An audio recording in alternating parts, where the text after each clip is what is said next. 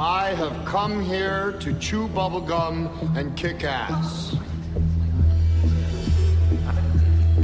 And I'm all out of bubblegum. Oh.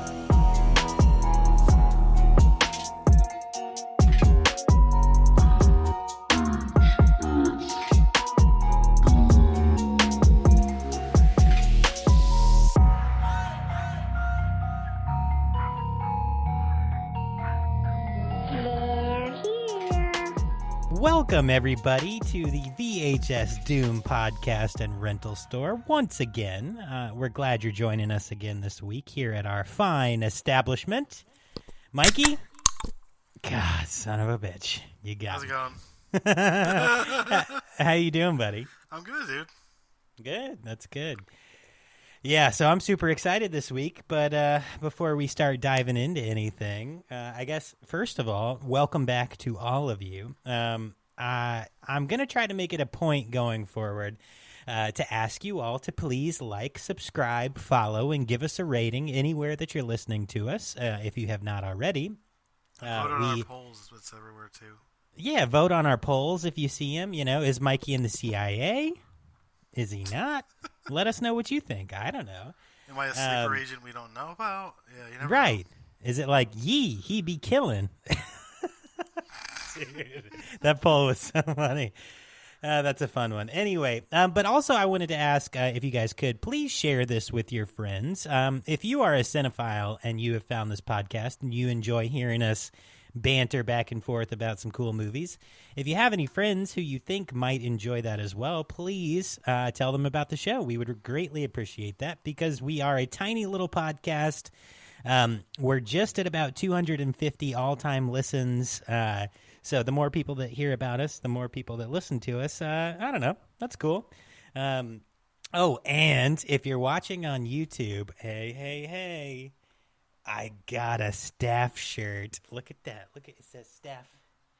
Staff on the back. I ordered one. Dude, they're awesome. They're super comfortable. They didn't shrink up. You know, I'm kind of a hefty guy. It didn't shrink after I watched it. So, yeah, really, really nice shirts. Go order one for yourself. All proceeds go to getting Mikey a Mikey. Anyway, so that's the welcome. What's up, buddy? How you been? I've been good. We went to the beach the other day. I'm all sunburned. You know. Oh, nice. Okay. Yeah. Well, we can't see you. When are you going to get a camera? When people start buying shirts. So it's a mic and a camera now? I'm just kidding. I don't know. I have to get this fixed anyway. Yeah. No, you're good. One day, though, Mikey, I know for all of you who watch us on YouTube, you're like, what's Mikey look like? Well, I don't even know. So I guess we'll find out. That's very weird because he's a real-life friend. I don't know. Maybe you're a figment of my imagination. I don't know Something anymore. to torment you that you like picked up while you're working. Right. You're like my scabby man. Wow. Wild. Okay, cool. I like it, though. Okay, so you guys went to the beach. Did Sammy like the beach? Oh, he was crazy about it. He didn't want to leave. Yeah. Nice. Okay, cool. I think we're going back on Saturday. Yeah? Okay. Yeah, he's really obsessed with like water and like playing in water and that kind of stuff. Nice. That'll be fun, man. Are you guys, so you planning on any vacations this summer? Not that I know of right now. Yeah. Yeah. I mean, the next thing I have coming up is a death metal concert in August. Nice. Who are you going to go see? Sanguisa Sugarbug, Cruelty, Gates to Hell, Vomit Forth, and Dead Body. Okay, nice. That'll be a fun show, buddy. It should be. Demon Toilet Water, can't beat him. Seeing them a second time in less than like 3 months. Hey, good stuff, man. Yeah, if you like them, go for it. They're crazy good. Yeah.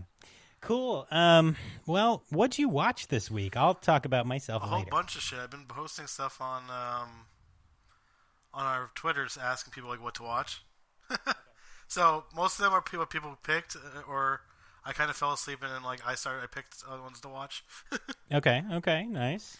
And then I watched a bunch of wrestling too. Did you? Okay. Yeah. Cool. We can start on the movies. I guess it's easier just to read the plots of them. Yeah, go for it. What'd you watch? I mean, you already reviewed, but you talked about it a couple times ago. My Bloody Valentine, the original one. Oh, nice. Okay, you went for the original. Nice. Yeah, I was in a slasher mood, and I double featured with that Italian movie Stage Fright. The Okay. one with the owl mask. Mm-hmm. Yep. Yeah, well, that one's pretty much like a Halloween ripoff. But if Michael Myers was coming after like Laurie Strode while she's like making a play. Okay. Okay. You saw it. I mean, like, Yeah. you thought, yeah. Yeah, I liked it. Mm-hmm. Yep. And then next up, let's read the back of this. Some kung fu movies I watched the last couple days. Also. Oh, fuck yeah, let's go. Clan of the White Lotus from 1980 from the Shaw Brothers, starring Gordon Liu. So it takes place after execution of the Shaolin and Abbot of the Shaolin.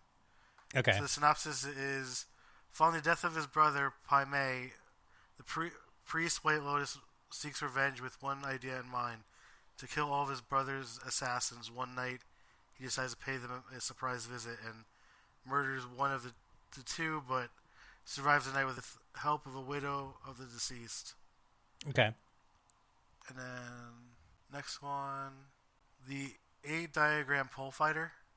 Okay. Another one by the Shaw Brothers, also starring Gordon Liu.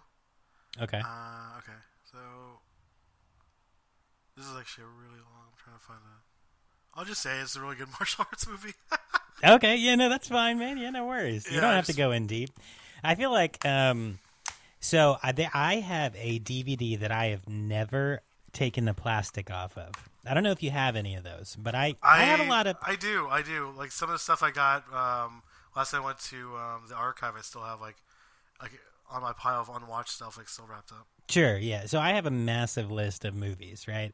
And I have a pretty decent collection, not anywhere near as big as Mikey's, but there are certain movies that I have great intentions of watching, but I never get around to it, and I haven't opened them. It's not many, but there's a couple, and one of them I bought from the $5 bin at Walmart, and it's called like the 15 best martial arts movies you've never heard of. Oh, I used to get those sets back when they used to put them out. Right, I hadn't bought one in a long time, and I saw it, and I'm like, $5, fuck yeah, let's go. And I still haven't opened it, but Mikey and I have been talking a lot this past week because he's been watching some kung fu movies that, like, holy shit, we should do a kung fu episode. We're kind of venturing into Asian territory with this episode, but we could make our way over to China and maybe do some Chinese films. Who knows, you know? Cool. Well, I know you want to talk a little bit about the wrestling you've been watching. I had one more movie I watched. Oh, you did? Okay, what you got? Yeah, The Chinese Boxer. Okay, cool. All right, Nice. so this one was a influence on Kill Bill and Fist of Fury. It's a really good movie. It's by the Shaw Brothers. If you like kung fu, you'll love this movie, honestly. Awesome. Well, I think, Mikey, you do want to talk a little bit about the wrestling you've been watching this week, and I'm down with that. But before we do, I want to jump in and kind of talk a little bit about my week in the movies we've watched. That way we can keep the movies together, and then we can jump into the wrestling afterwards. So, Okay. So this week for me, what I've been doing, man. So like over the weekend, we enrolled Ari in like ballet dance class. So, you know, we took her to dance, got to dance with her. She's having a lot of fun, just hanging out with the family. Nothing too crazy, really. Just kind of stuck around the house, but I'm fine with that. It made me happy. So, and then I've only, unfortunately, watched one extra movie this week because we were watching a lot of a TV show called The Bear on Hulu. So The Bear, I'll talk about for like a second, is essentially the story of like a chef who moves home, takes over his brother's restaurant. His brother has passed away. And it kind of is just like, dude, it's like PTSD central for restaurant employees anyone who's ever worked in a restaurant, full service, fast casual, whatever. You watch that TV show, and somewhere around like episode 5 of season 1, you're going to have a panic attack. It is what it is. But I really, really enjoyed that show. Super cool. Worth a watch. If you've ever worked in a restaurant, go check it out. And if you haven't, go check it out. But the only other movie I watched, I made sure to watch another movie kind of in the same vein as Battle Royale. I figured I'd stay Japanese, kind of like gore-ish, splatter-ish. So I actually found this on Tubi. Once again, thank you, Tubi. Shout out to Tubi for always having all kinds of stuff that you wouldn't expect Tubi to have, but they do. They have everything. So 2015's film Tag. Now there's another film, an American film named Tag, that came out later on with a bunch of big name actors where they're actually playing tag. But this movie is not that. So in 2015's Tag, by the director, I think it's Sion Sono. Oh, I love him. He's one of my favorites. He did Suicide Club and Why Don't We Play in Hell. Remember that we saw that one with Ramit? Yep. Yeah, I do. Yeah, he's a really good director, man. So this movie, I have to say, so the plot essentially revolves around this girl who's like jumping through realities. It opens up with just the most gruesome like scene that you can imagine. Like imagine like 30 people being cut in half at one time, and just being surrounded by 30 decapitated bodies with blood everywhere. Which that just catches you off guard, like from the start. And they did a really good job of blending both practical and CGI effects into this movie, so much so that, like, you know, some movies rely way too heavily on CGI, and it kind of ruins the experience, but they did a lot of practical effects in this film. Essentially, this girl is jumping from existence to existence, kind of like reality to reality, and she's trying to figure out what is happening to her and why this is happening. So really, really fun movie. Highly recommend it. Some of the best cinematography of maybe any film I've watched in the last couple years. It is visually stunning, artistically stunning. Definitely go check it out and have a good, fun time watching it. So, also, I wanted to take a second to do one shout out really quick. I meant to do this in the very beginning, when I was saying invite your friends, but we had somebody reach out to us on our Instagram. Joe C. I'm not going to say his last name because I don't want to dox him if he doesn't want to be doxed. He just wants to dox me. It's fine. Yeah, I just doxed Mikey. Mikey beep. Anyway, yeah, so Joe C. on Instagram messaged us. He sent us a direct message, and he said, hey, just found you guys and the podcast, and I really love your banter. So we are super happy you found us, Joe. Tell all your friends about us. He said he likes talking about movies, so we're the kind of show he wants to listen to. So, oh God, and all the burps. Sorry, Joe. Now he's going to vomit all over his desk. Right. Yeah. But yeah, Joe, thanks for finding us, and I hope you continue to enjoy the show. And I did also want to say I checked our Gmail right before the show started, and unfortunately, no one has sent us any emails that they would like us to read on the air. But that's okay. So that was my week, and that was what I watched. So I think, if you're ready, Mikey, let's do a little chit-chat about your wrestling experience this week. Okay, I've been watching a lot of New Japan. They've been having their G1 Climax tournament. So from Sunday, there was a couple of good matches. I really enjoyed that. If you liked wrestling and like more of like a serious take on it, definitely check out New Japan. Can you hear me? Yeah, I can hear you. No, I'm just making sure my mic is working. I hate this thing. You're working. Yeah, I'm working with an Xbox mic. You're good, buddy. I can hear you. Okay, so the first match of the event was Zack Sabre Jr. versus Alex Coughlin. And it was Zack Sabre Jr. is one of the most talented wrestlers right now. Mm. Very technical, like he's like the Japanese strong style mixed with like William Regal, I guess. Okay, cool. I'm just saying that because he's British, but yeah, but like he's like really talented. He's been wrestling for years. He faced Alex Coughlin and he won with an armbar. It was really good. Very technical match. Very like throwing each other around kind of thing. The other match I really enjoyed was Eddie Kingston versus Hanare.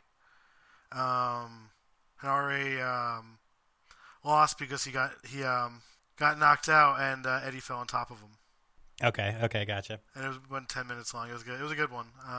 Yeah. Toru Yano versus Tetsuya Naito was hilarious because they don't get along, and Naito likes to piss off Yano by like taking his time to get to the ring. So it was like about 20 minutes of him just like slowly walking and running back up the ring. Oh my god. It was hilarious. Even my son, who we were watching wrestling, and Sammy started laughing hysterically. It was a good match. Yeah. Okay. And then I think there's one more I was going to talk about. Let me see. Shingo Takagi versus Tomohiro Ishii. It was really good. It was a really like hard hitting, like kind of like matches like Vader would have back in the day. Okay. Like nice. really stiff, hard hitting kind of stuff. Yeah, for sure. Okay. Yeah. Cool. Yeah, man. it was good, and I don't know. I was obsessed with wrestling as much as I am with movies and music. Yeah, that's okay, buddy. No, I'm glad to hear about it for sure. I don't know. You know, I've said this in the last couple episodes. I'm not super like knowledgeable on wrestling, but I always want to learn more. And the New Japan stuff seems really cool. So you've been playing a lot of what's the game called? Which one? The one you were just texting me about the mods. WWE 2K23. Was it 23? Is that where they're making like people are making mods of other characters? They've been doing that for a while, and they're so like like the creation mode where like you can create a wrestler. Yeah. Mm-hmm. So people are doing that, and then they're uploading it onto the creation suite that's on there, so people can download it. It's really cool because like I have the whole. People have been like uploading like the New Japan roster, like different kinds of like wrestlers and stuff, and I don't even play with the main roster, and I don't even play with the main game modes. I literally play like it's called Universe mode, which is like a simulation of like two wrestling company like kind of thing. Okay. And I have New Japan and then their American affiliate, New Japan Strong. Nice, cool. Now, who's the guy or person that has been making a lot of those characters you've been playing? There's a couple people. Let me bring it up on my Twitter. Yeah, sure. I just figured we'd give him a shout out because honestly, the pictures you were sending of those characters were so good. I was like, oh man, everybody should hear about this if they like wrestling. Yeah, let me see. I'm bad at pronouncing shit. Oh, you good, man. I am too. That's why I'm excited for this episode. Oh my god. Yeah, so I'm kind of like on the fence, like what's going to be worse, my Italian pronunciation or my Japanese pronunciation? Now, if you guys haven't listened to my other podcasts, which I do not update regularly, there are only 4 episodes, but if you want to check it out, really you can. Good. They're fun. I think they're good, but it is the Doombox podcast, and episode 1.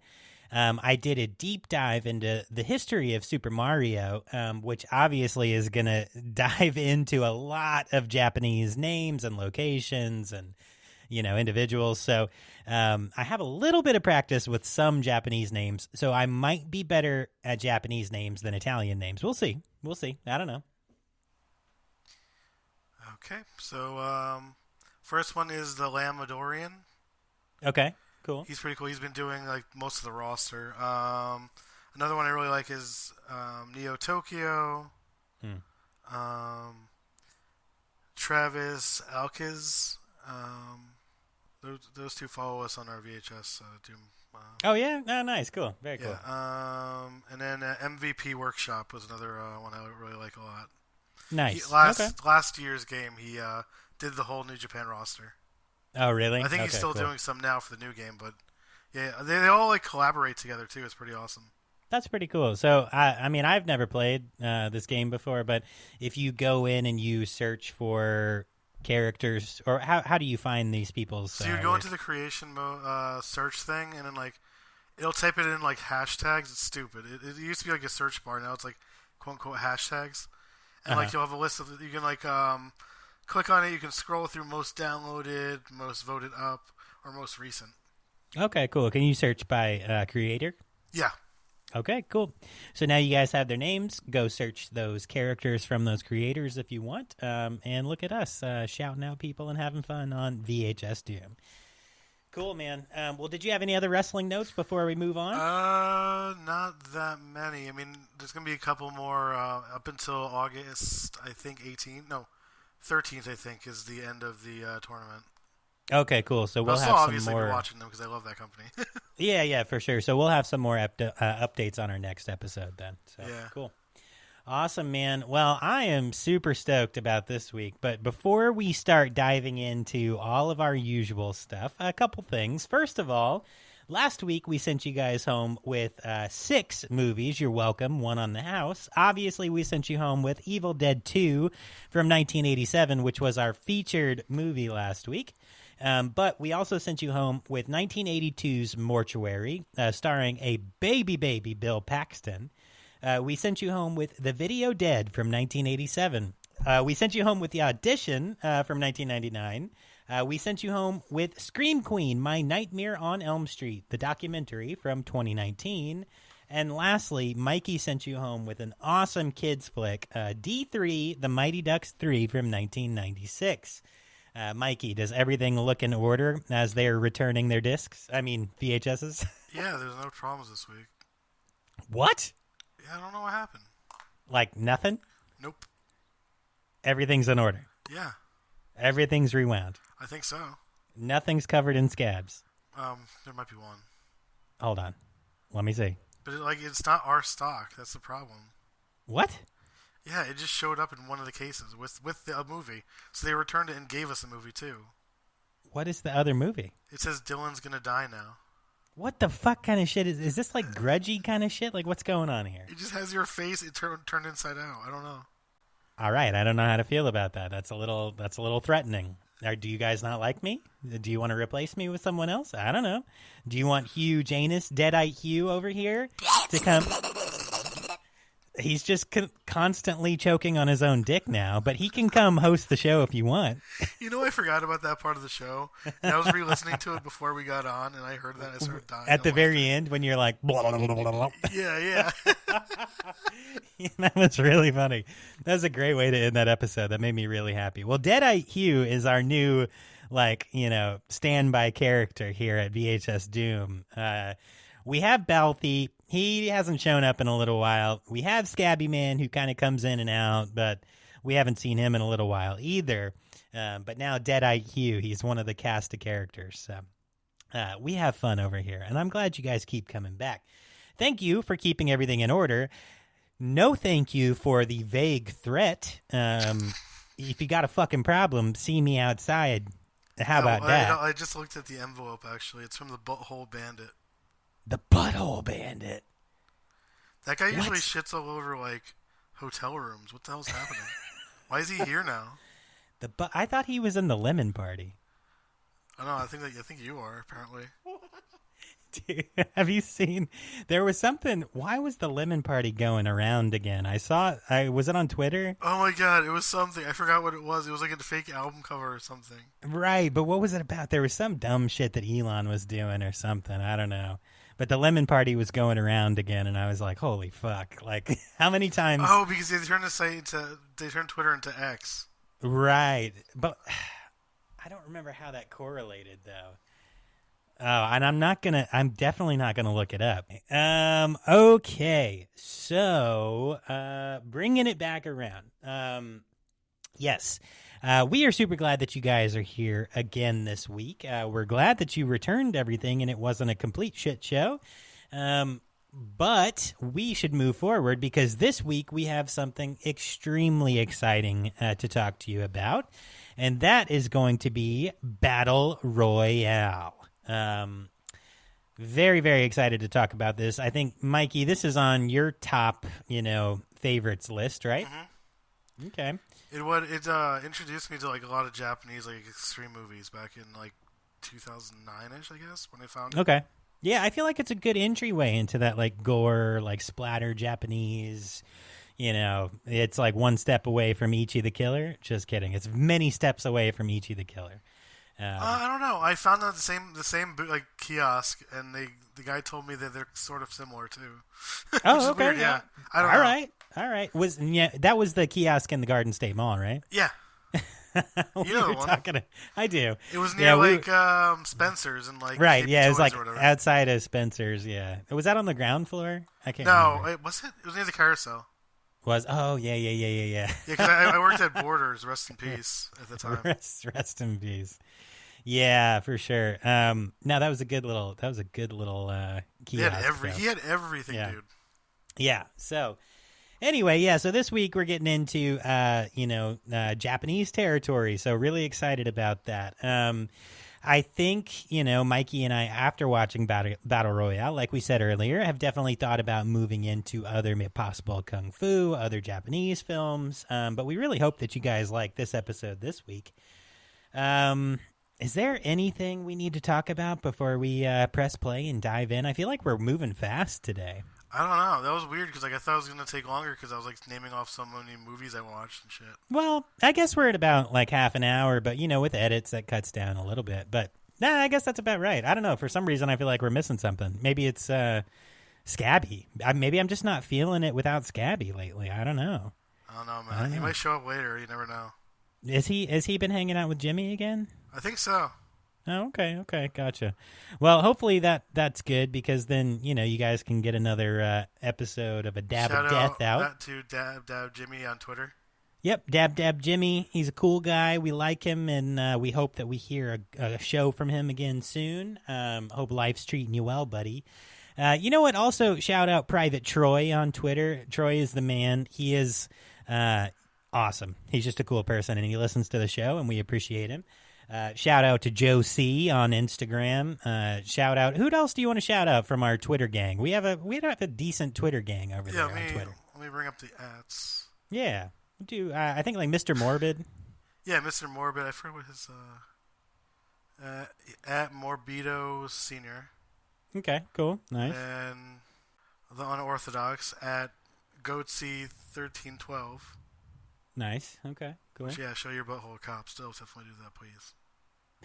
I agree. Hairy Penis and Taint agrees.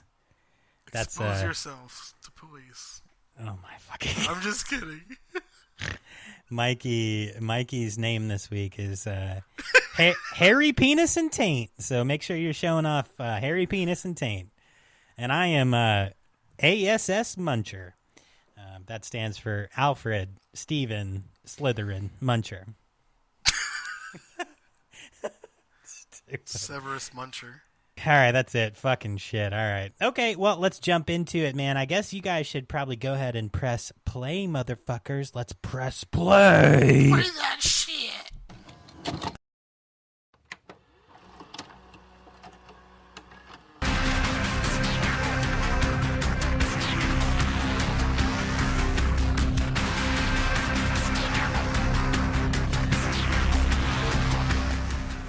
What I thought I would do as far as this introduction was concerned is to actually do something I've just done recently, and that is name my favorite 20 movies that have come out in the last 17 years, basically from 1992 to the present. And what's special about that number is these are the films that I admire the most that have come out since I have become a director myself. I'll actually preface this by saying that the first movie on the list is actually my favorite movie that has come out in the last 17 years. All the other ones, I can't really rate them. I can't judge them as 2, 3, 4, so I've just made it all alphabetical. But the first movie is my favorite movie of the last 17 years, and that is the Japanese film Kenji Fukasaku's Battle Royale. If there is any movie that has been made since I've been making movies that I wish I had made, it's that one. Battle Royale.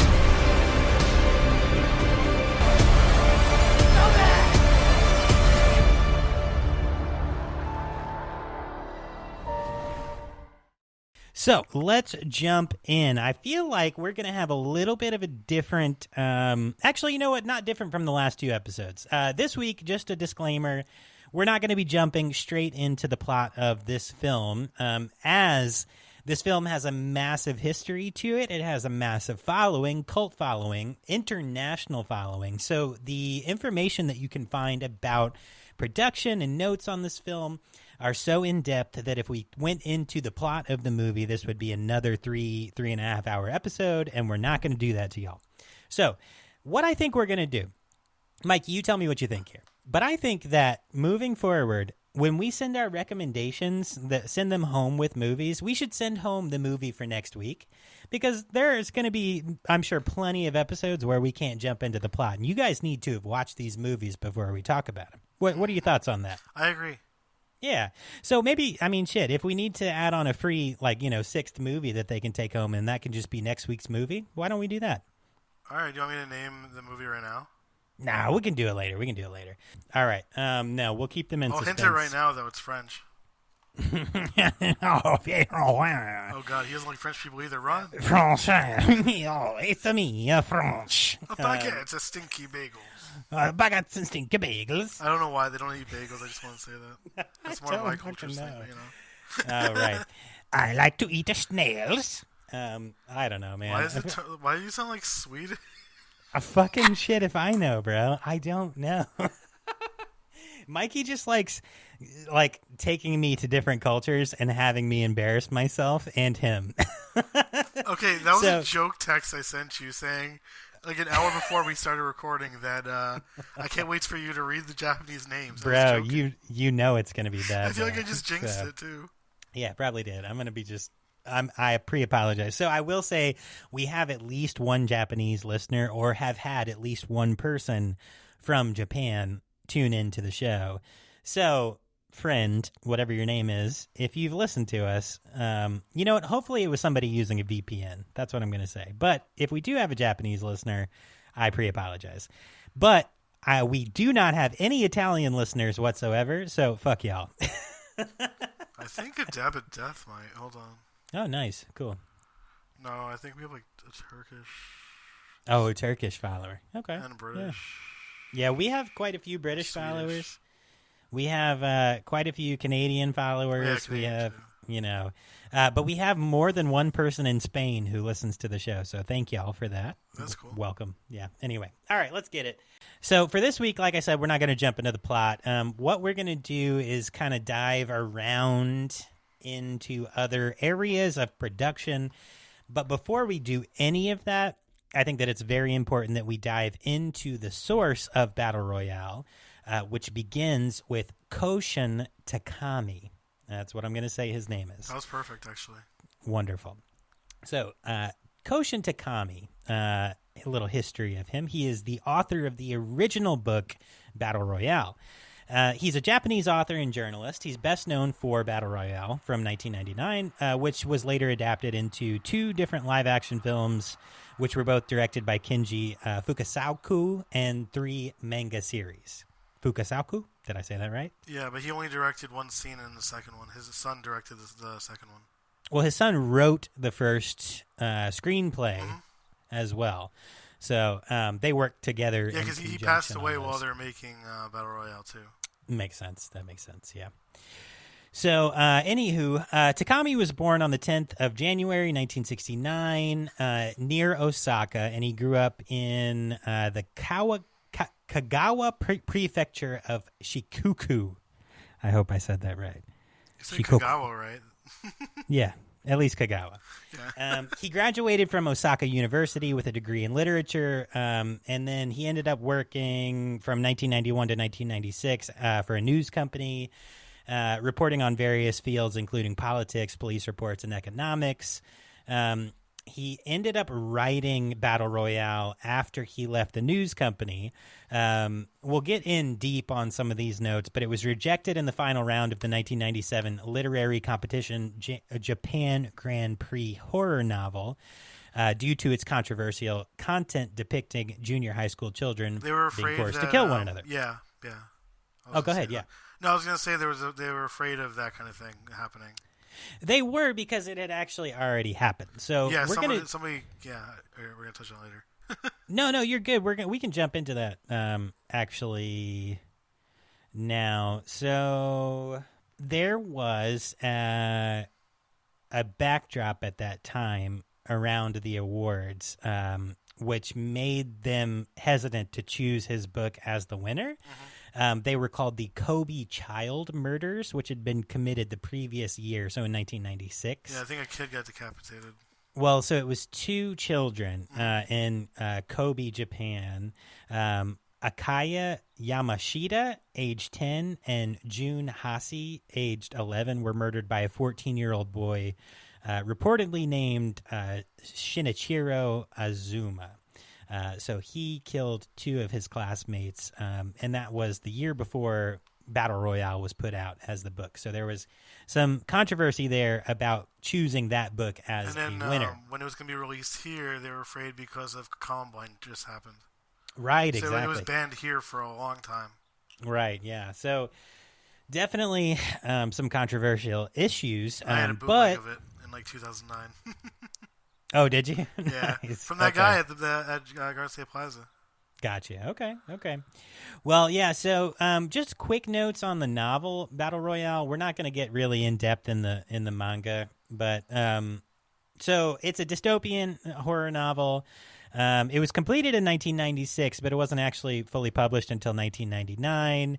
The plot is the plot of the movie, but I think they go more in-depth on the actual fascist totalitarian Japanese government, which is known as the Republic of Greater East Asia in the book. And then in 2000, 1 year after the book was published, Battle Royale then was adapted into the manga series, which was written by Takami himself, and then later the feature film. So a little bit of background on the book and the overall story itself. In the 1990s, Takami came up with the original story for Battle Royale after he had a dream, which he stated in a 2009 interview. He was lying on his futon, half asleep, half awake, and I got the mental image of a teacher from a school drama that I had watched on TV long ago. He said, "All right, class, listen up. Now today I'm going to have you kill each other." The image of him grinning as he spoke was so vivid, I laughed, but I was terrified. And with that, I knew I had something to write about. Oh, God. Yes, so that was the quote, and quite the burp. A lot of sody pops today, man. What I've been drinking that Diet Dr. Pepper. What you drinking today? It's Monster Energy Juice Pipeline Punch. And I have a giant thing of water next to me, too. Oh, good for you. What is it, Liquid Death? No, it's just an Nalgene bottle filled with water. Oh, okay. Gotcha. Yeah. Nice. All right, so continuing. So Takami came up with Battle Royale as a title after discussing his story concept with his friends, who said it sounded like a reimagined pro wrestling Battle Royale match. Takami then took an interest in the social aspect of the Battle Royale. They're not wrong. Yeah, right. Such as how former enemies work together in order to defeat a stronger foe, and particularly how former allies betray each other for their own glory. For the world building, he was inspired by his upbringing in 1960s Japan, when large groups of revolutionaries fought back against police brutality. His depiction of a totalitarian fascist government was also influenced by his favorite Stephen King novel, The Long Walk, in 1979, which is it's about a walking contest organized by a totalitarian government. Later on, King would actually recommend this as a novel that people should read. Yeah, shout out to Stephen King, who also shouted out Evil Dead 1 and then got funding for Evil Dead 2, as we just talked about in the last 2 episodes. So he has shown up in 3 episodes back to back to back for us. So pretty cool. All right, moving on. So for publication notes for the book, as we talked about, he put out the book after he stopped working as a journalist in 1996. He was rejected in the final round of the Japan Horror Fiction Awards because of the content and because of what had happened the year before. Battle Royale was first published in April 1999 by Ota Publishing, and in August 2002, it was released in a revised 2-part Bunkoban by Genatosha. Okay, so here is where Stephen King kind of jumps in a little bit more. So Battle Royale has been critically acclaimed abroad.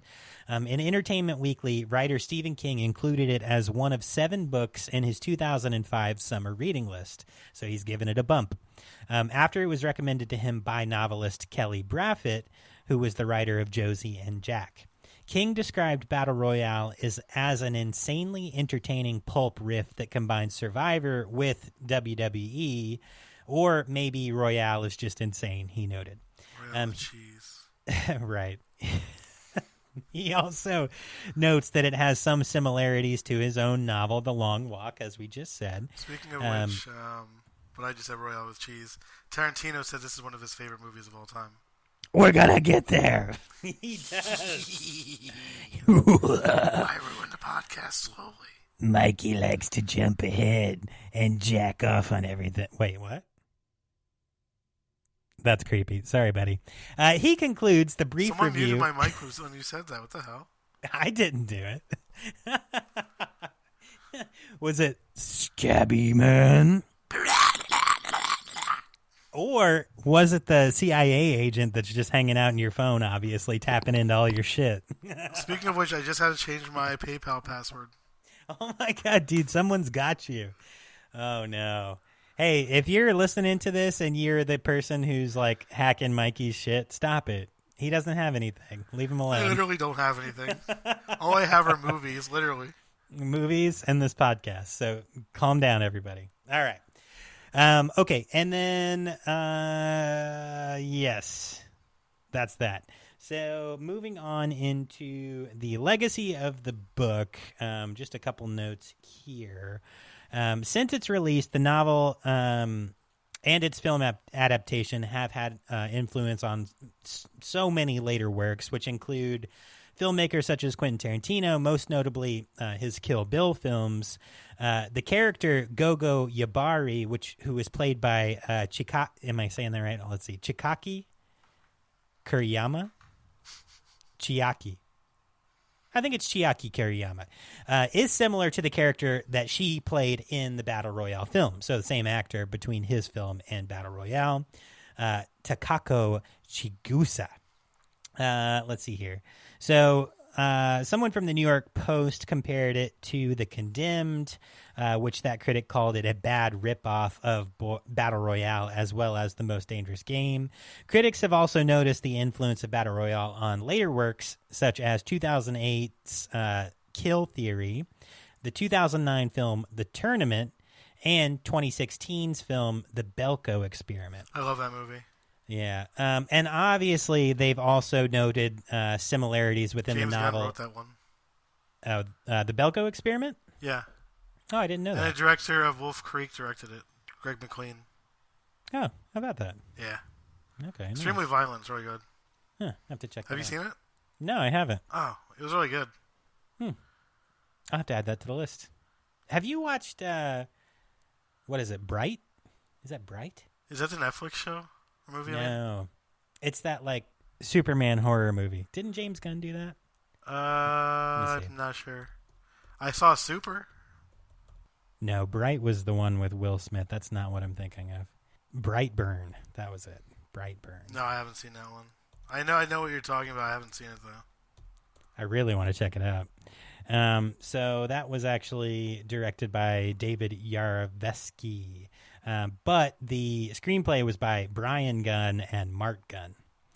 Produced by James Gunn. So, yes. So we were about to talk about the Hunger Games. So critics across the board have noted similarities between the novel and film franchise, The Hunger Games, and Battle Royale. The manga, anime, and film franchise Gantz, and the 2007 video game The World Ends with You have been both compared to Battle Royale as well. So probably the biggest criticism would be for Hunger Games. Suzanne Collins has been accused of being strikingly similar to Battle Royale in terms of the basic plot premise. Me and Katie like it a lot. What's that? Me and Katie like the series a lot. Hunger Games? Yeah. Yeah. No, I like the movies too, and I like the books too. But there are a lot of similarities. So Collins maintains that she never heard of that book until her book was already turned in. Susan Dominus of the New York Times reports that the parallels are striking enough that Collins' work has been savaged on the blogosphere as a bald-faced ripoff, but argued that there are enough possible sources for the plot line that the two authors might well have hit on the same basic setup independently. The general consensus in the time since has been one of amicable controversy, especially since the release of the Hunger Games film adaptation. Battle Royale author Takami said he appreciated fans standing up for his book, but stated that he thinks every novel has something to offer, and that if readers find value in either book, that's all an author can ask for. What a cool guy.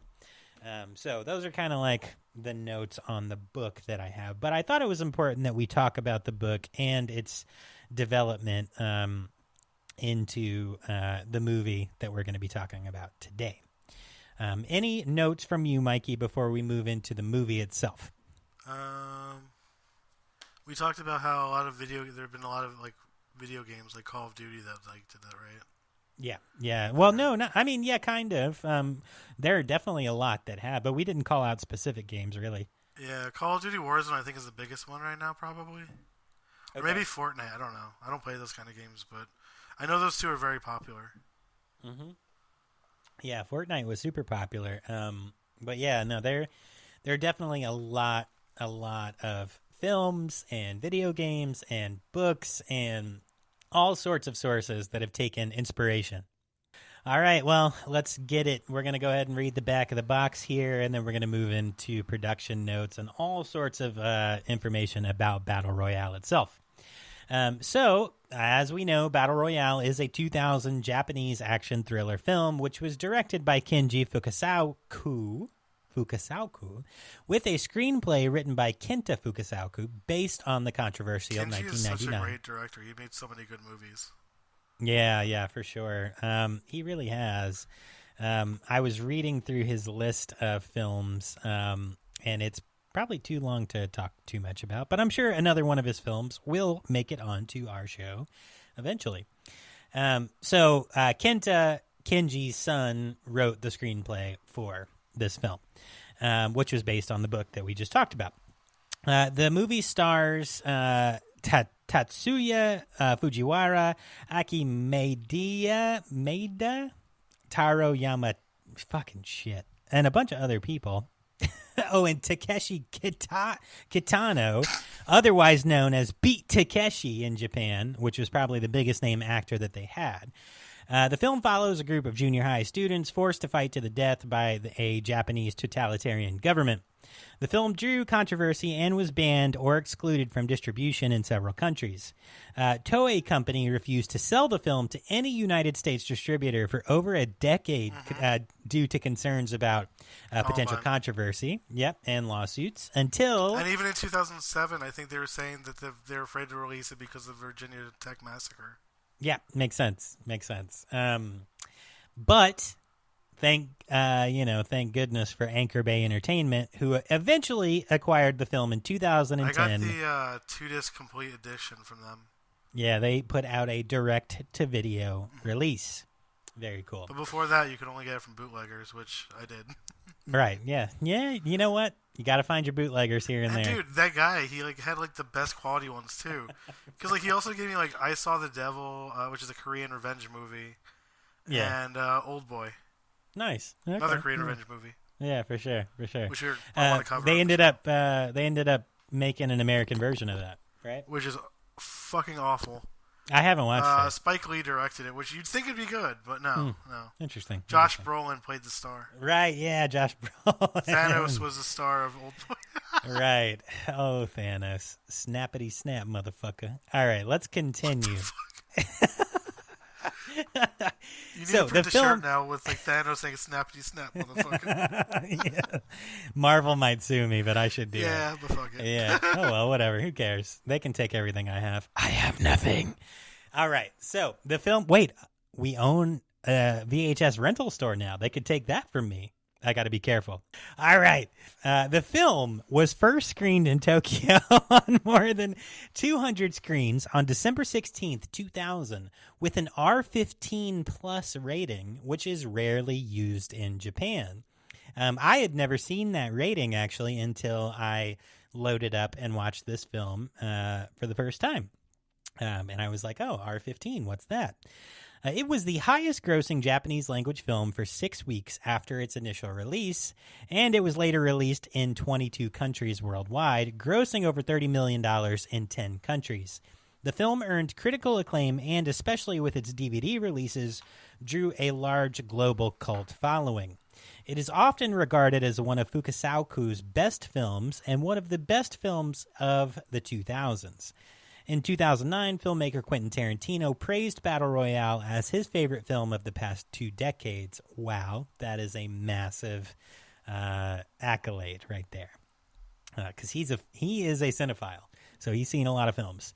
Battle Royale was the last film to be directed by Fukasaku.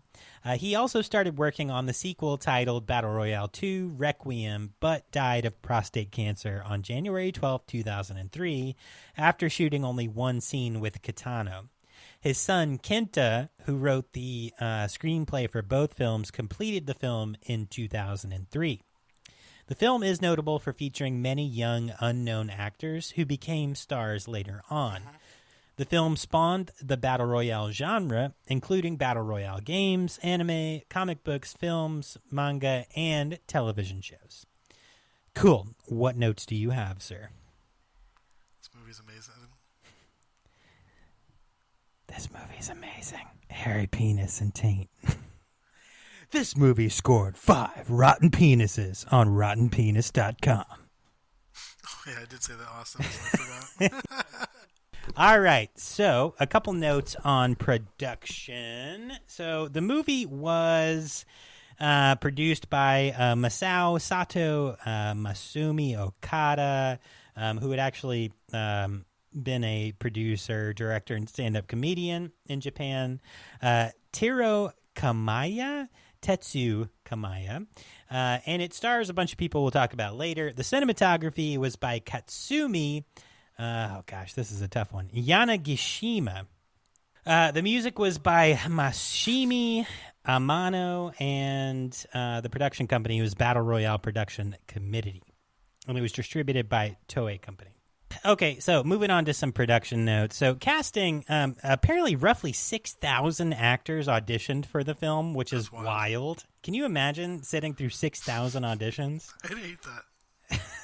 I'd hate that so much, just hearing the same thing over and over and over and over. Dude, right? Well, apparently they took those 6,000 and they narrowed them down to 800. No, you know what they did? They did their own Battle Royale. They did. So the finalists were subjected to a 6-month period of physical fitness training under the supervision of the director, who eventually cast 42 out of 800. So he literally did his own Battle Royale. With fitness for actors. Like, can you imagine American actors just like going through like fitness camps to figure out who was going to be in a movie? I feel like The Rock wild. would be fine. Oh, he'd be fine. Yeah, he'd be okay. You know, there'd be a few guys. Jason Statham, he'd be all right, I think. You know, Kevin James, not so much. Nah, but he's Jonah funny. Hill, not at all. Jonah Hill's actually quite a bit more in shape than he used to be. Have you watched his? Now I know there's a lot of bullshit going on with him because he's coming out. Weirdo? That he's been a weirdo, but his movie, oh shit, he did a documentary with his therapist. It was like one of the best movies I'd watched in a long time. I think it's called Stutz. No, I haven't seen it. So Stutz is a 2022 documentary on Netflix, which is about Jonah Hill's therapist named Phil Stutz, and he is an awesome therapist. Like, he's really cool. So, you know, Jonah Hill's been weird and gross, but Phil Stutz is a cool guy. So go check that out on Netflix, I guess. Maybe. I don't know. Anyway. All right, moving on. So despite the characters being in middle school, only 3 actors out of all of the 42 were aged 15 to 16 years old. The other members of the cast had all graduated from secondary education, and Taro Yamamoto and Masanabu Ando were the oldest actors, aged 25. The director slash actor slash comedian Takeshi Kitano, also known as Beat Takeshi, was cast in the role of the teacher. So his performance was awesome, and I would not ever have guessed that he was a comedian by his performance. He had nothing. I mean, some of his stuff was kind of funny. It was kind of weird, but like not in a way that was meant to be funny, at least from my perception. So, but he really filled that role really well. He was cast for several purposes. One, because he was the most successful, one of the most successful Japanese celebrities of the past few decades at that time, both domestically and internationally, and he helped draw a large audience to the film. And more vividly, he was a real game show presenter known for hosting popular Japanese game shows such as Takeshi's Castle from 1986 to 1990, adding a sense of potential realism to the film's extreme game show concept. So for the creative process notes, Kenji Fukasaku stated that he decided to direct the film because the novel it was adapted from reminded him of his time as a 15-year-old munitions factory worker during World War II. That's crazy. Right? Isn't that wild? At that 15 time, years old, building like bullets and shit. That's wild. Right? For a war. That's wild. Yeah. Not a different time to be alive, right? So at that time, his class was made to work in the munitions factory. So his schoolmates and himself. Yeah. In July 1945, the factory came under artillery fire from a U.S. Navy warship. The children could not escape, so they dived under each other for cover. That is so sad. Holy shit. Their surviving members of the class had to dispose of the corpses. At that point, Fukasaku realized that the Japanese government was lying about World War II, and he developed a burning hatred of adults in general that he maintained for a long time afterwards. Wow. That is intense. Okay, so Beat Takeshi told a documentary crew during filming that he believes an actor's job is to satisfy the director. I move the way I'm told to. I try to look the way I'm told to. I don't know much about the emotional side. Before, he added, Mr. Fukasaku told me to play myself. I did not really understand, but he told me to play myself as I ordinarily would be. I'm just trying to do what he tells me. So that's an interesting note there. When asked in an interview with Midnight Eye if the film is a warning or advice to the young, Kenji Fukasaku responded by describing the words warning and advice as sounding very strong to me, as if they were actions which one tries to accomplish. Therefore, the film would not be particularly a warning or advice. Fukasaku explained that the film, which he describes as a fable, includes themes such as juvenile crime, which in Japan are very much real modern issues. Fukasaku said that he did not have a lack of concern or lack of interest. He used the themes as a part of his fable. When the interviewer told Fukasaku that he had asked the question specifically because of the word run in the concluding text, which the interviewer described as very positive, Fukasaku explained that he developed the concept throughout the film. Fukasaku interpreted the interviewer's question as having a stronger meaning than a simple message. He further explained that the film simply contains his words to the next generation, so the viewer should decide whether to take the words as advice or as a warning. Okay, interesting. All right, so obviously there were many controversies around this film, especially when it came to its theatrical release, but a few notes on that. So Fukasaku originally opposed the R15 plus rating because of his experiences as a teenager, the novel's use of 15-year-olds, and the fact that many of the actors were around 15 years of age. After he had submitted an appeal and before the board could rule on the appeal, members of the National Diet said that the film harmed teenagers. Now, the National Diet is Japan's parliamentary legislature, so they weighed in on this film. The Diet members also criticized the film industry ratings, which were a part of self-regulation by the Japanese film industry. Fukasaku dropped the appeal to appease the Japanese Diet in hopes that they would not pursue increasing film regulation further. Fukasaku criticized the ruling since the film was already blocked from people under 16 years of age. The film was labeled crude and tasteless by members of the National Diet, so their parliament, and other government officials after the film was screened for them before its general release. Fukasaku stated that the Diet members had preconceived biases, making them unable to understand the points of the film. The film created a debate over government action on media violence. At one point, director Fukasaku gave a press statement directed at the age group of the film's characters, saying, "You can sneak in, and I encourage you to do so." Okay, that's cool. I like that. Good on you, Kenji. Many conservative politicians use the film to blame popular culture for a youth crime wave. The Japanese reaction to the film in the early 2000s has been compared to the British outrage over A Clockwork Orange in the early 1970s. I love that movie too. Yeah, we should cover. Yep. Yeah, we should cover Clockwork Orange. Yeah, we haven't covered any Kubrick yet. I know. I haven't watched that movie probably in like five years or something. Yeah, I want to get a 4K of it. I already have the Blu-ray. Yeah, nice. I wonder how that would look in 4K. Yeah. Okay. I bet it would probably look. Go check the chat. Solid. Let's see. Oh, yeah, I got so many messages in the chat. Let's check it out. Scabby Man Worldwide. Youth Harambe Death Squads. What? Babalini Mafia, bitch. Mikey. Babalini Mafia, bitch. We're coming for you.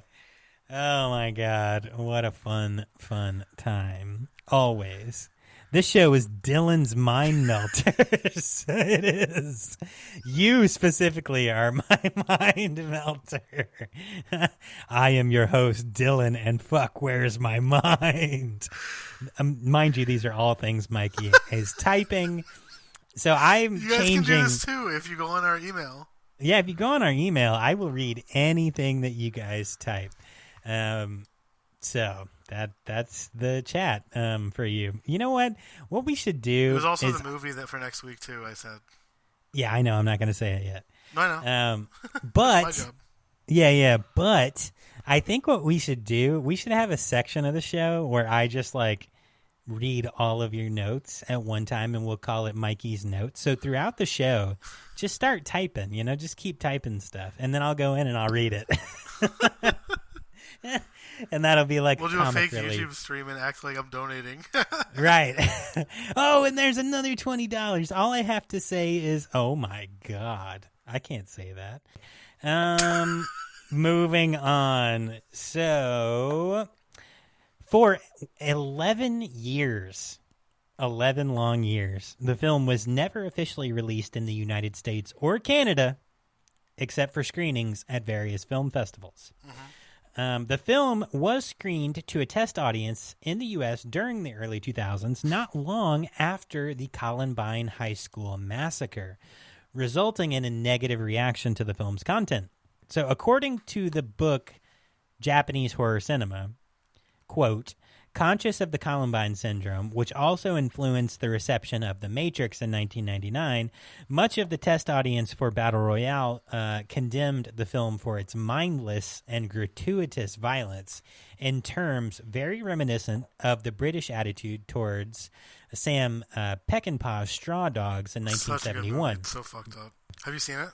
No, I haven't seen Straw Dogs. Oh, it's one of his best movies. I heard it's amazing, and it's on my list. The remake is not good. Don't watch it.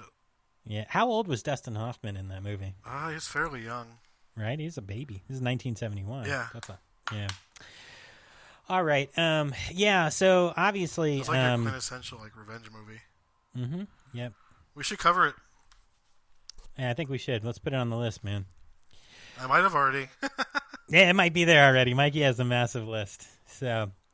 All right, so again, as we were talking about, no North American distribution agreement for the film had ever been reached due to a myriad of corporate and legal concerns on parts of both the Japanese Toei company and prospective North American studios, despite mutual interest. It was said in 2005 by a representative of prospective U.S. distributor that Japanese executives from the Toei company were advised by American lawyers who attended test screenings in the early 2000s that they'd go to jail had the film been mass released in the United States at the time. That's fucking wild.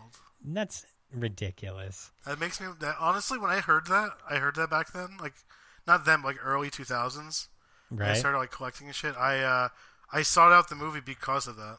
Right. Yeah. What good press for people who like this kind of film. Like same with the we're gonna probably do another episode, another 2 video nasties again. But yep. Yeah, that's how I found stuff too. For sure, absolutely.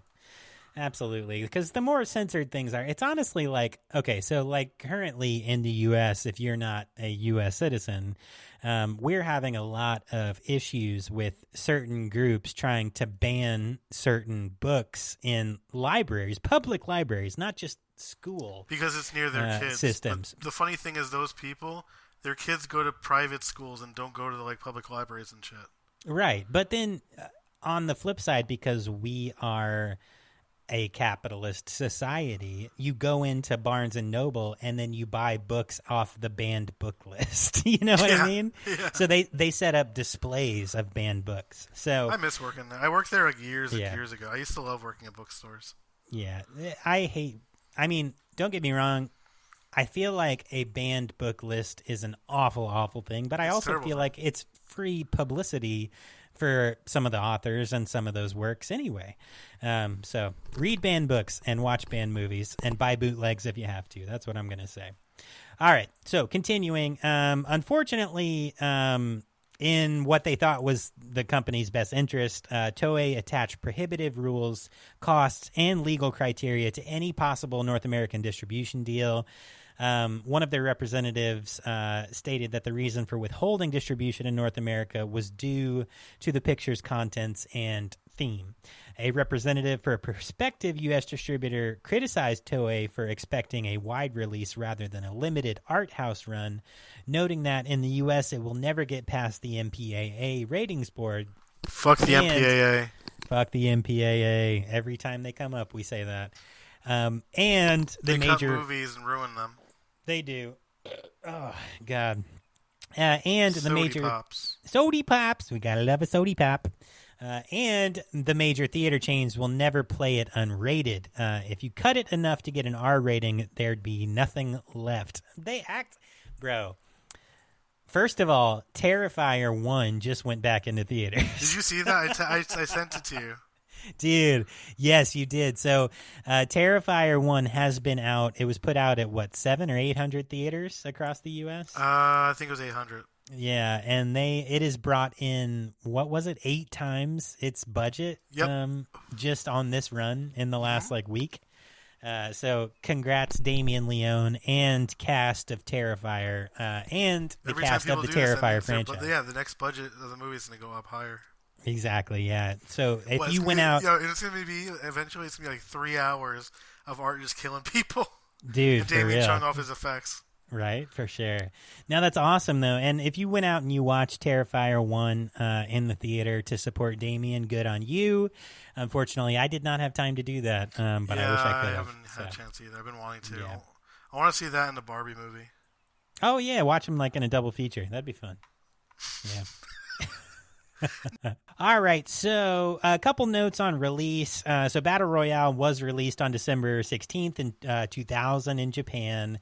Then over the next 2 years, it was distributed to cinemas in 22 countries across Asia, Australia, Europe, and South America, in addition to Mexico, gaining early cult film followings in France, the UK, Germany, Spain, and the Philippines. The original 113-minute version of the film began its first North American theatrical run at the Cinefamily Theater in Los Angeles on December 24th, 2011, 11 years after its original Japanese release. The planned 9-day run was extended another 6 days due to popular demand. Beginning in early 2012, the film has been publicly exhibited at screenings in many American universities, including those in Wisconsin, Oklahoma, Texas, and Massachusetts, with a New York City run at the IFC Center that began on May 25th, 2012. I've always wanted to go there. Ramit always sends us pictures of that theater. He does. Yeah, Ramit is a cultured guy. He goes and sees some cool stuff there. All right, let's get it. Okay, so there was a special edition release, which has 8 extra minutes of runtime. Usually the extra material includes scenes newly filmed after the release of the original. Inserted scenes include, but are not limited to, flashbacks at a basketball game, which is used as a framework for the entire story, which is included on the version that's on Tubi if you don't happen to own this movie on Blu-ray, because I don't, and I watched it there. A flashback that expands on a likely contributor to Mitsuko Suma's mental illness or sociopathy. She comes home from school to find her mother with a drunk, strange man. I'm sorry, to find her mother drunk with a strange man who tries to molest her. She then pushes him down the staircase to his death. And she walks in on his dad killing himself. Yes. 3 epilogues referred to as requiems are included as well, which is the basketball scene. I actually really like that scene because the basketball bounce, they film it in reverse. They let the basketball bounce backward, you know what I mean, up to someone. So yeah, it's kind of, it was a cool. I can't wait for people to see it on YouTube, the way you just described that was funny. Yeah. Oh, when I'm like, yeah, for sure. But that was a cool filming technique that they did, just in reverse there. And then also, it spotlights Mitsuko's apparent social anxiety and alienation from the classmates in 3B. The second is a vision of Nobu telling Shuya to take care of Noriko. That's the basketball bouncing backward scene. The third is a scene between Kitano and Naruko, who talk casually by a riverbank. Parts of this scene, which are a dream sequence, also appear in the original version of the film, but with the dialogue muted, whereas in the Requiem, it's audible and reveals a friendship or other relationship that may or may not have existed between Noriko and Kitano. In the movie, they say it was a dream sequence, so I don't know that it's real for sure. But he at least did have affection towards her. They also added shots of the lighthouse after the shootout. They added reaction shots in the classroom and extensions to existing shots, and extra CGI was added throughout the film. There was a 3D theatrical release as well in 2010. Anchor Bay planned to release the 3D version in the United States sometime in 2011, but the release was canceled, so that never got put out.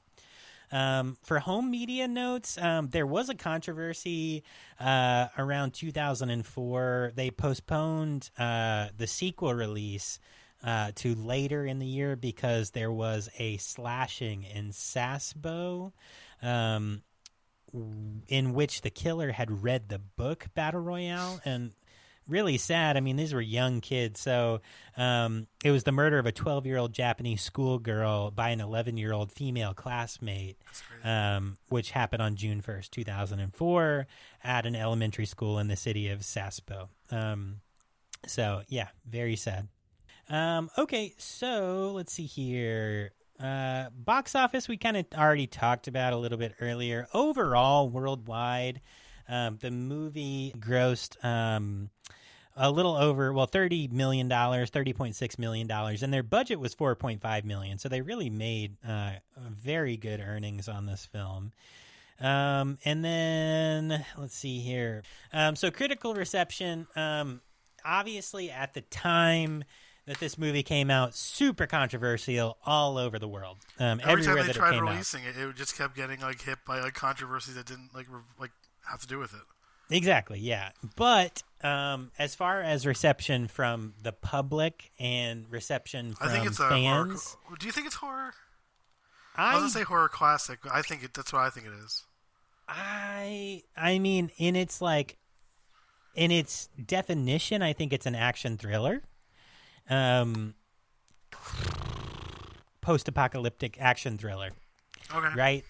But I think some horror elements. Yeah, it's like a gorer. You know what I mean? It has horror elements to it. It has a lot of practical blood effects. So I think the Japanese, that genre, what we were talking about earlier. Well, Tag was one of them. It's not a horror per se, but it's kind of scary, and it's kind of a thriller, and it's gory. Or I haven't watched it yet, but Tokyo Gore Police, it kind of falls in the same vein, right? Wild. So it's kind of the weirdest creatures, the weirdest things happen in that movie. Is it a horror though? Oh yeah, it is. It is? Okay. Yeah, so I don't know if I would call this one necessarily horror, but I think it falls into the same vein. Japanese gore films. But yeah, so it's a cult film, 100%. It's one of the biggest cult films of all time, obviously. So on RottenPenises.com, 88% of 48 critics' reviews are positive, with an average rating of 7.5 out of 10. The website's consensus reads, Battle Royale is a controversial and violent parable of adolescence, heightening teenage melodrama with life or death stakes. Metacritic assigned the film a weighted average score of 81 out of 100. Oh, wait, that's metapenis.com. Right, I forgot. Indicating universal acclaim. Metapenis.com and rottenpenises.com. Robert Flayed Kohler. penises out of 5. Yeah, they gave it 4 flayed penises out of 5. Robert Kohler of Variety commented, given the most basic characters to work with, the mostly teen cast attacks the material with frightening gusto, and Fujiwara dutifully invokes the voice of inner moral conflict. Production is exceedingly handsome and vigorous, offering no sign that Fukasaku is slowing down. Sad.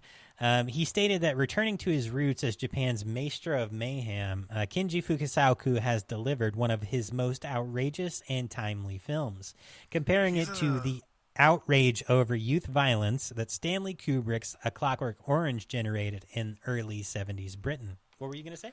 No, I was going to say, he's like another director like Fulci or Takeshi Miike, where like, no matter the genre, he made amazing movies. He's like, he has a lot of Yakuza movies that are really good. Yeah, for sure. Absolutely. Yeah, I have not watched a lot of his films, but definitely starting to add them to the list. Definitely. Yeah, for sure. Okay, and then let's see here. Well, there are about 1 million reviews here, and I'm not going to read through I want to see a bad review for it. Like, you know what I mean? Like, it's such a good movie. Yeah, there really aren't bad reviews for this. Obviously, in 2009, as we stated earlier, but we'll say it again, filmmaker Quentin Tarantino praised Battle Royale as the best film he'd seen in the past 2 decades. Okay, and then there has been a renewed interest in the film following its 2012 Blu-ray release in the United States. I guess there was an uptick in interest at that time. Chris Nashawati of Entertainment Weekly, okay, that's a name, but rates the film as A grade. Posting, oh wait, I can't read. Positing that examination of the students' different motives for survival or subversion of the program is a sick blast. Very cool. Let's see. Sick blast. Yeah. You know who I always look for in these reviews and notes of reviews? Ebert? Your favorite person. Ebert? Yep. But he's not in here because he's a bitch. Because he did. Oh, yeah, he died. Right. Because he did. All right. Let's see here. So, cultural impact. The film, especially with its DVD releases, drew a large global cult following and became a cultural phenomenon. It has been highly influential in global popular culture, inspiring numerous works of Battle Royale genre fiction in a number of different media across the world, as we talked about when we were talking about the book earlier in this episode. For film and television, so Battle Royale was referenced in the 2004 zombie comedy Shaun of the Dead. I love that movie so much. Yeah, I do too, where Edgar Wright and Simon Pegg make sure a big Battle Royale poster is prominently displayed in Sean's living room. Despite not being officially released in the United States for a long time, Battle Royale has often been referenced in American pop culture, ranging from Tarantino's films to the rock band The Flaming Lips, using footage of the film as a backdrop for its Yoshimi Battles the Pink Robots tour. Along with references in Hollywood films such as Jason Reitman's Thank You for Smoking in 2005 and Juno in 2007, and American television shows such as Lost and Community. In Wrong Turn 2, Dead End, one of the characters, Matthew Curry Holmes, as Michael M. Epstein, wears a Battle Royale t-shirt. Maggie Lee of Reuters describes Battle Royale as the film that pioneered the concept of the teen death game, citing its influence on such films as Kaiji am I saying that right? Kaiji, which is Gambling Apocalypse, Kaiji, and Hideo Nakata's The Insight Mill, both of which starred Tatsuya Fujiwara, who played Battle Royale's protagonist, Shuya Nanahara. He was also in the live-action Death Note movies in Japan. He was, yeah. He's got this movie. He's a good actor. Yeah, this movie spurred his career. He went on to be in quite a few movies, and he's still acting today. He was, I think he's like 40, 41 at this point. I was kind of reading his bio a little bit, but we're not going to dive into it. So when do you want to talk about your opinion on the movie? Okay, yeah. I think that this is the time. I think we've gotten through enough. Obviously, the movie has inspired tons of comics, tons of anime, tons of manga, tons of video games, visual novels, books. It is a cultural icon as much as a cultural icon. Has the sickest poster ever. Yeah, it is an amazing, amazing film. I like the poster of it where it's like the classmates are crossed out. Yeah, that's a good one. I want to get the shirt. I've been wanting the shirt for years. Yeah, for sure. It's okay. Could you kill your friend? So my opinions on the film. One, I think that it was very, very well written, very well filmed. The cinematography was really well. The timing was great. I loved the unknown factors that they threw in with the 2 extra students who you weren't sure about in the beginning. When she gets that throwing knife to the head, Jesus Christ. When the teacher tosses that throwing knife, when Katana just right in the middle of her head. Yeah, when he says no whispering and just tosses the knife and it stabs. And then when her Shuya's friend his neck explodes, that was wild too. Yep. When his neck explodes, that is pretty wild. So, but they had to have examples of what was going to happen to them. The only thing they never actually played in on, and I expected it, was going to be the danger zone. So nobody actually ever died. Yeah, no, it's not. They never really showed it. They never did like the Hunger Games thing where like right. So the Hunger Games. I mean, he announced it a bunch. He was going through at this hour it'll be this area, this hour. But you never this area. saw it though. You never saw anyone die because of that. But the Hunger Games did a really good job of using that as a part of the story. So I think those movies are solid. I have the Blu-ray collection of it too. Yeah, I like the Hunger Games movies. I have them too. So, yeah, overall, I would give Battle Royale 100%, like 5 out of 5 tapes if we were doing like our standard rating system. I think that the author, Koshin Takami, I think did an amazing job creating a world where it was really kind of like faceless students. It was all of the students were supposed to seem very much the same, going through this like mill of torture. Like he even talks about that in a little bit, like some interviews that you can find online. Like the students were kind of not supposed to be like super different. But I think that the movie did a good job of giving some backstory to the students, which is important to care about them. It showed who were friends, who were in relationships, that kind of thing. Yeah, that was important to help care about like those characters. That scene was the cyanide. Yeah. Mm-hmm. Yeah. Or the scene where the boy and the girl jump off the cliff together. Oh my God, yeah. You know? Yeah, that was really hard to watch because, or the scene where the other boy and the girl, I mean, they had already been hung, but they were hung together. You could tell where you had your like groups and who was really close and how they all were dealing with this grief. How they track somebody by their period, that was weird. Yeah, that was pretty weird. Yeah, that was really intense. That girl was wild. Yeah.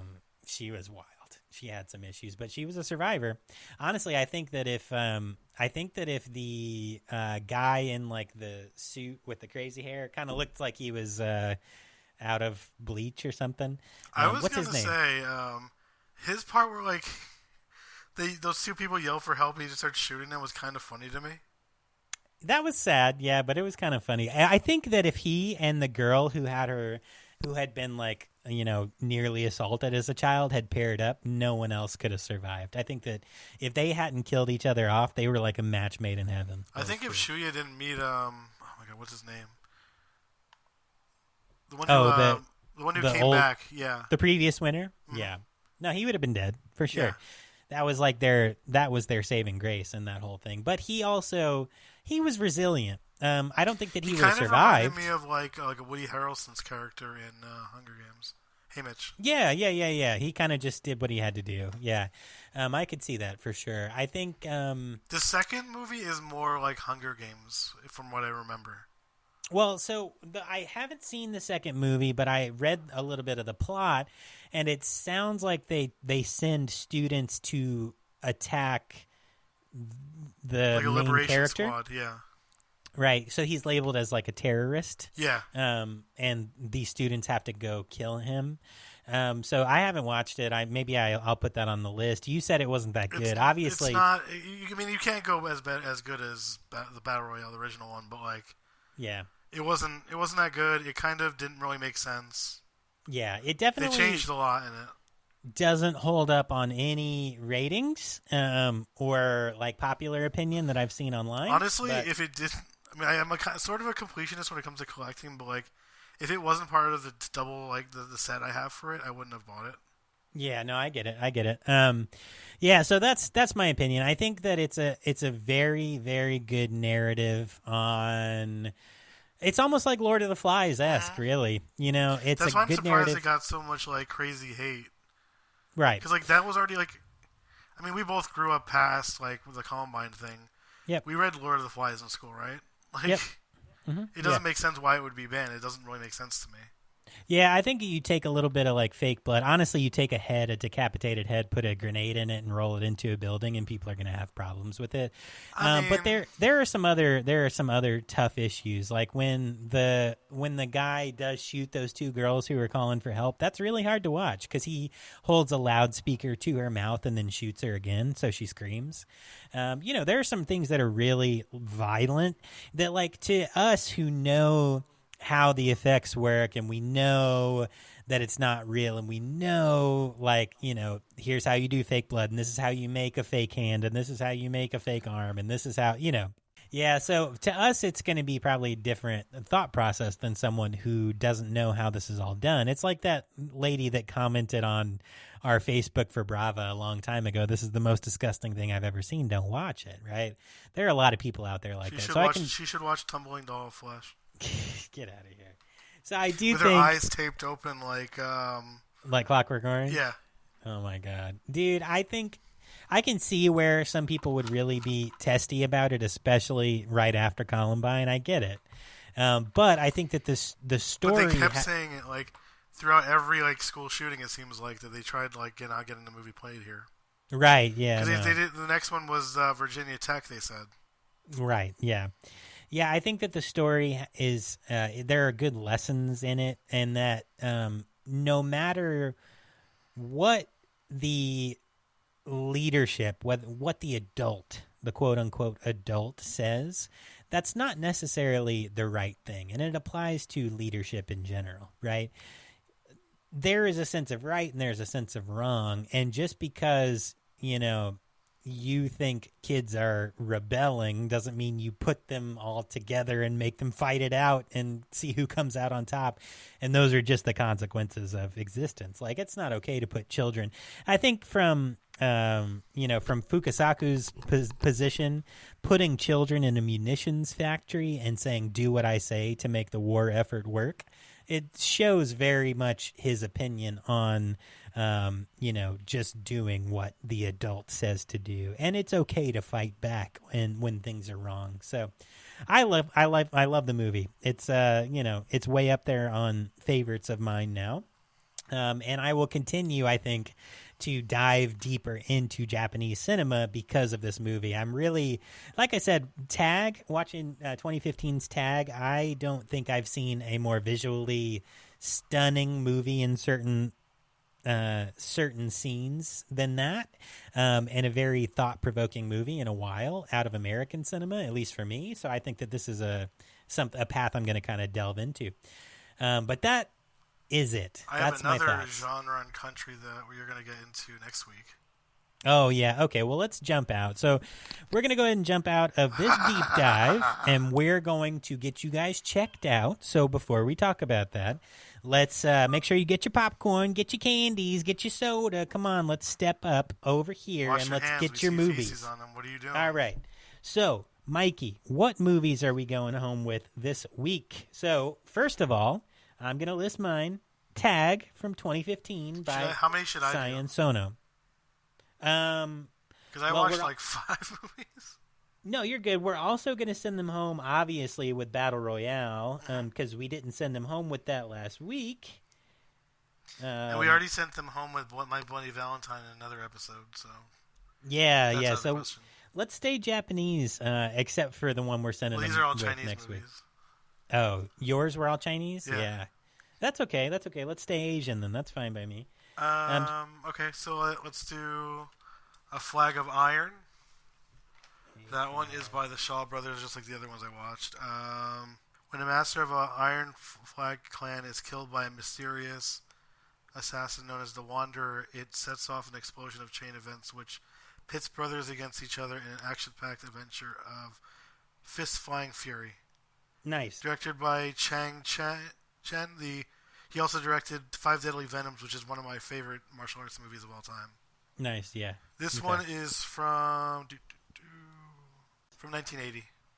1980, all From right. China. Okay.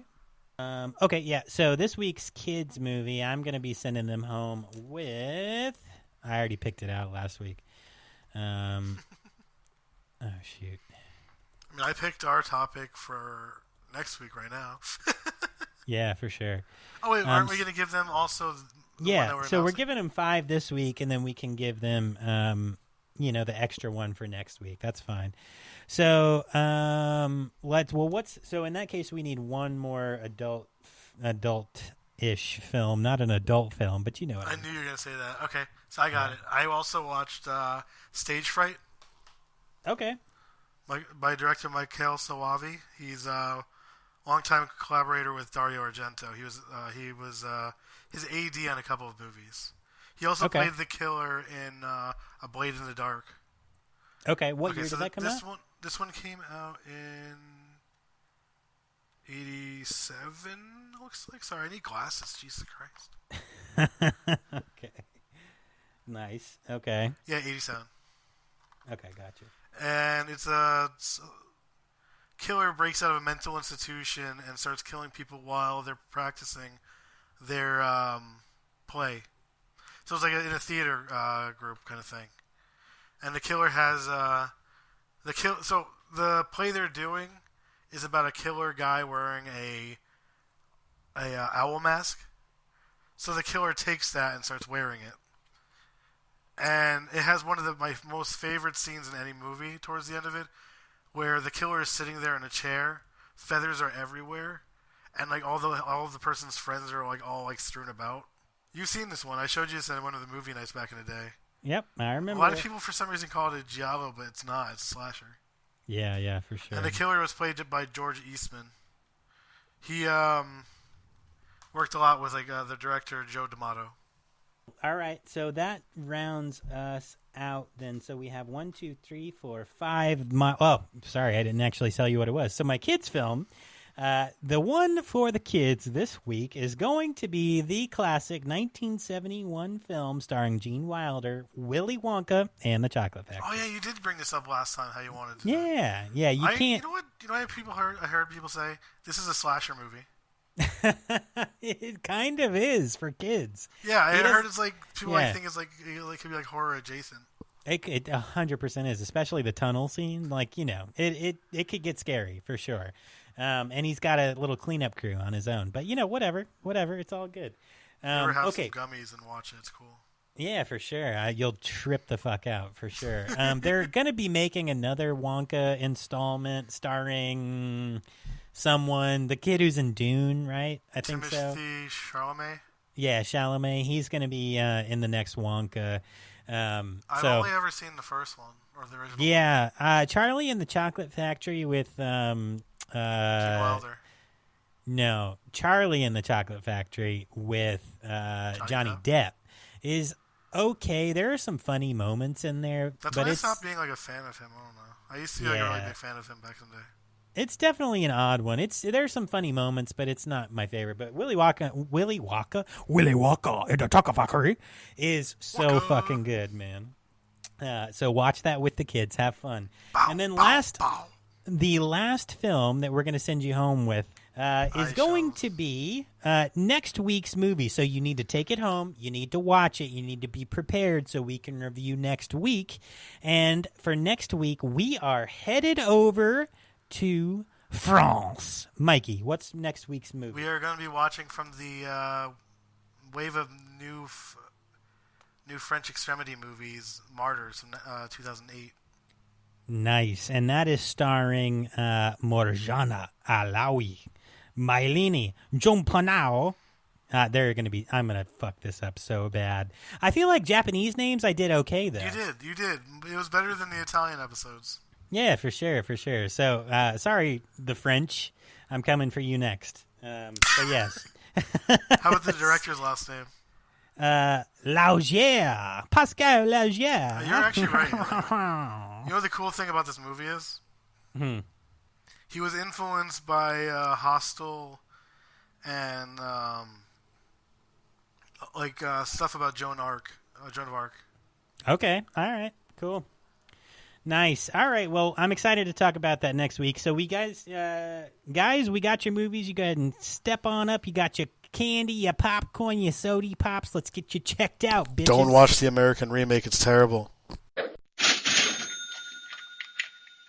All right, guys. Well, again, we appreciate you so much for stopping back in, spending a couple hours with us. God. It's Scabby, man. Finally! Hey, welcome back, buddy. Go torture Mikey while I do the ending. Oh, yeah. Oh, it's so good to see you, bud. Oh, in your butthole? Oh, this is the best. Oh, I've missed you, buddy. Well, anyway, guys, thanks for stopping by. Again, don't forget, go like, subscribe, follow us, give us a rating wherever you're paying attention to us, share us with your friends. Vote on our Spotify polls. Yeah, do our Spotify polls. Hang out with us and Scabby, man. We hope to see you again next week. Oh, Scabby, what are you doing to Mikey's ear? What the hell? Oh, is that Hugh and his dick? All right, bye, guys. Peace.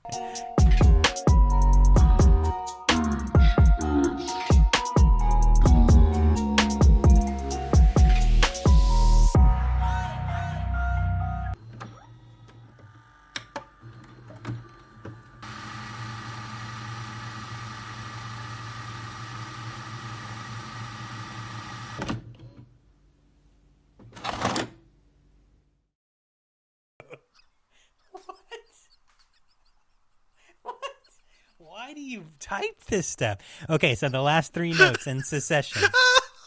Actually, we're going to do the last 4 notes in succession. 1, I am your host, Dylan, and where the fuck is my mind?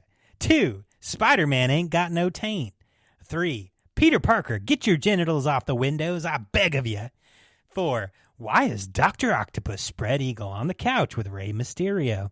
The world may never know.